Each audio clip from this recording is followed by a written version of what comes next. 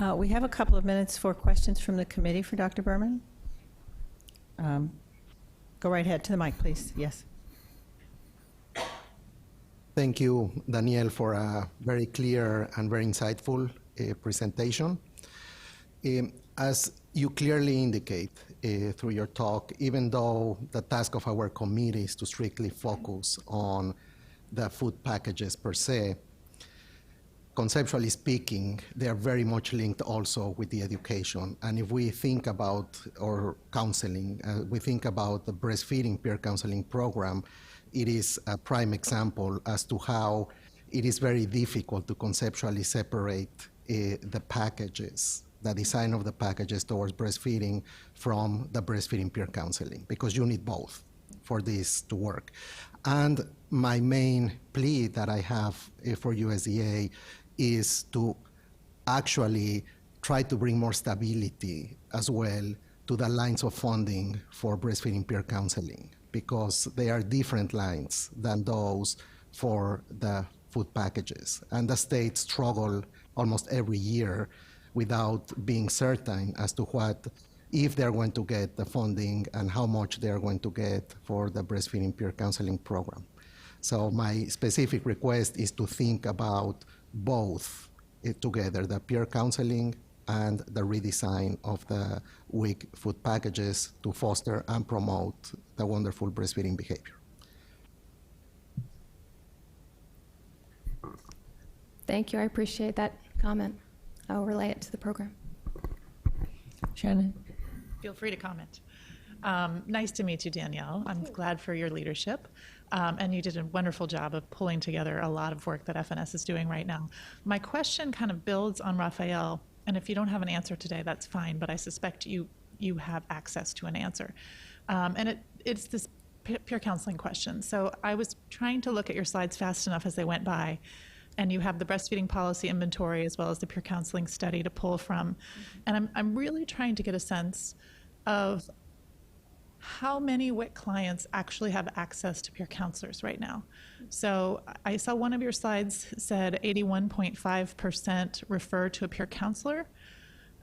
That seemed high to me, just being on the front lines. I know 0.5% of my 225,000 clients don't have access to a PC. So anything that you know today or could know, from the information you have would be really valuable.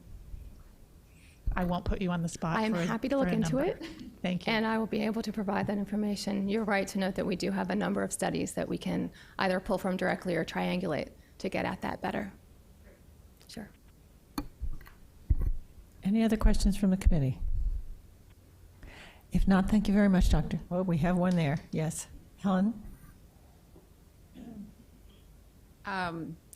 Thank you very much for covering a lot of the aspects of the breastfeeding counseling. Can you identify any particular messages that are given to women about the transition from being off, from stopping working to their return to employment? How WIC is dealing with the transition to their return to the labor market? What kinds of messages have come out of the counseling efforts?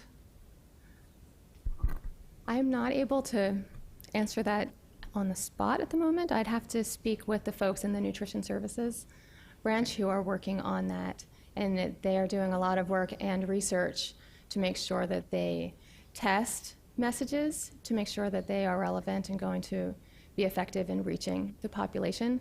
But I don't know specifically for that slice of the population. I can see it be an important area to target.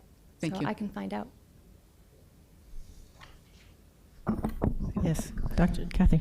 So my question follows up a bit on Shannon Whaley's. On one of your slides, you had a figure of 68% of women conferred with the WIC staff for advice on breastfeeding.